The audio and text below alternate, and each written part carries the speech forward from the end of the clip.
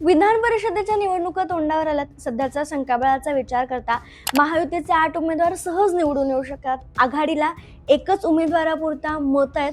उद्धव ठाकरे यांचाही कार्यकाळ संपतोय, त्यामुळे ते पुन्हा विधान परिषदेवर येतील का अशी चर्चा सुरू आहे. यात काँग्रेसची भूमिका काय राहणार आहे हे बघायला लागणार आहे. विशेष म्हणजे राष्ट्रवादी काँग्रेसने विधान परिषदेच्या निवडणुकीतून माघार घेतली, कारण राज्यसभेच्या निवडणुकीवेळी काँग्रेस आणि ठाकरेंनी त्यांना अर्थ शरद पवारांना मदत केली होती.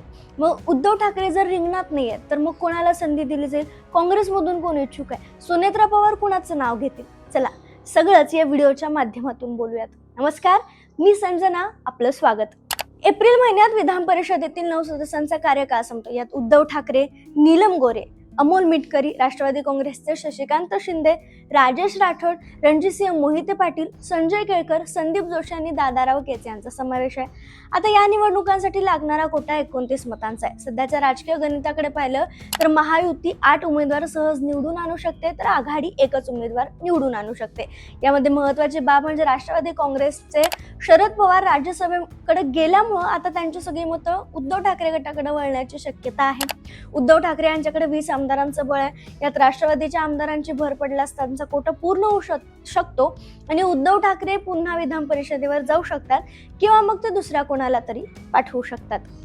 आता नुकताच त्यांचा निरोप समारंभ जेव्हा विधान परिषदेत सभागृहात पार पडला तेव्हा तरी ते पुन्हा इच्छुक आहेत असं विधान त्यांच्याकडून मिळालेलं नाही. त्यामुळे ते परत जातील की त्यांच्याऐवजी उद्धव ठाकरे गटातीलच कुणाला तरी उमेदवारी दिली जाईल हे पाहणं महत्त्वाचं आहे. आता या सगळ्या घडामोडीनुसार येत्या 23 एप्रिलला निवडणूक आयोगानं सांगितलेल्या कार्यक्रमानुसार निवडणुकीची अधिसूचना प्रसिद्ध होईल. इच्छुक उमेदवारांनी 30 एप्रिलपर्यंत फॉर्म भरायचे आहेत. 2 मे पर्यंत उमेदवारांच्या अर्जाची छाननी होईल. 4 मेला तुम्ही उमेदवारी अर्ज मागे घेऊ शकता.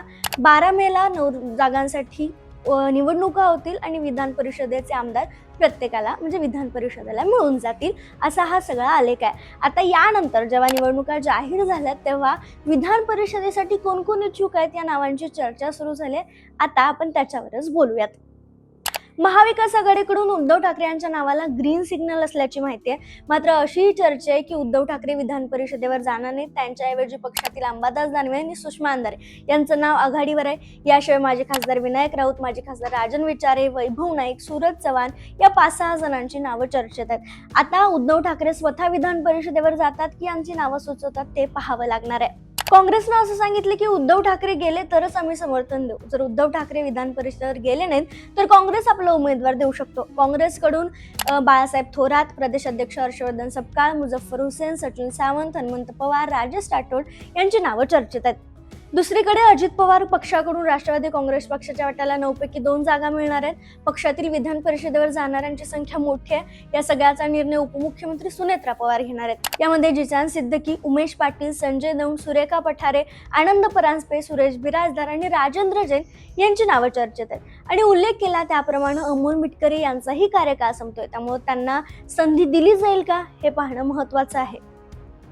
पण त्यांना संधी मिळण्याची शक्यता कमी आहे. राष्ट्रवादीत नव्या चेहऱ्याला संधी देण्याची शक्यता आहे. उमेश पाटील यांचं नाव आघाडीवर आहे. मागील निवडणुकीत शेवटच्या क्षणी संधी हुकल्यामुळं त्यांना प्राधान्य मिळू शकतं. त्याचबरोबर माजी खासदार आनंद परांजपे यांचंही नाव चर्चेत आहे. भाजपबद्दल सांगायचं झालं तर निवृत्त नेत्यांपैकी कोणाला भाजप संधी देईल हे पाहावं लागणार आहे. दुसरीकडे यामध्ये केशव उपाध्ये, माधवी नाईक, रणजितसिंह नाईक निंबाळकर, राम सातपुते या सगळ्यांची नावं चर्चेत आहेत.